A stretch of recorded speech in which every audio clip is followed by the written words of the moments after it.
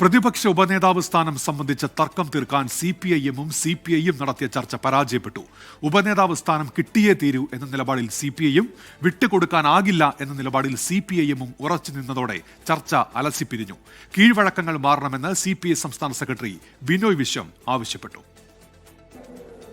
പ്രതിപക്ഷ ഉപനേതൃസ്ഥാനം സിപിഐക്ക് വിട്ടുകൊടുക്കാനാവില്ലെന്ന് സിപിഐഎം സംസ്ഥാന secretary MV. Govindan വ്യക്തമാക്കിയതോടെയാണ് ഇന്ന് വീണ്ടും ഉഭയകക്ഷി ചർച്ചയ്ക്ക് കളമൊരുങ്ങിയത്.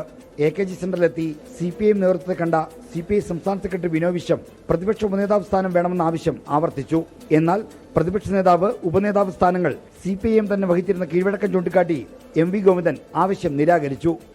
സിപിഐ നിലപാടിലും സിപിഎം നിലപാടിൽ നിൽക്കുന്നു. രണ്ട് പാർട്ടികൾക്കും ഒരു മാറ്റവുമില്ല.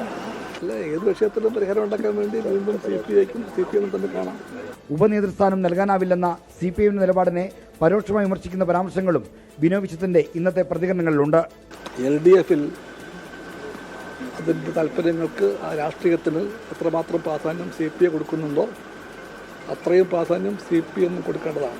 പുരോഗതിക്കും നല്ല മുന്നോട്ട് പോക്കിനും ഞങ്ങൾ തയ്യാറാണ്. അത് CPM തയ്യാറല്ല. പ്രതിപക്ഷ ഉപനേതാവ് സ്ഥാനം വേണമെന്ന ആവശ്യം സിപിഐഎം തള്ളിയതോടെ മുഖം നഷ്ടപ്പെട്ട അവസ്ഥയിലാണ് CPI.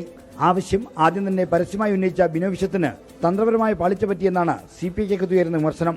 നാളെ ചേരുന്ന CPI സംസ്ഥാന സെക്രട്ടറി യോഗത്തിൽ ഈ വിമർശനം ഉയർന്നുവരും. 24 തിരുവനന്തപുരം.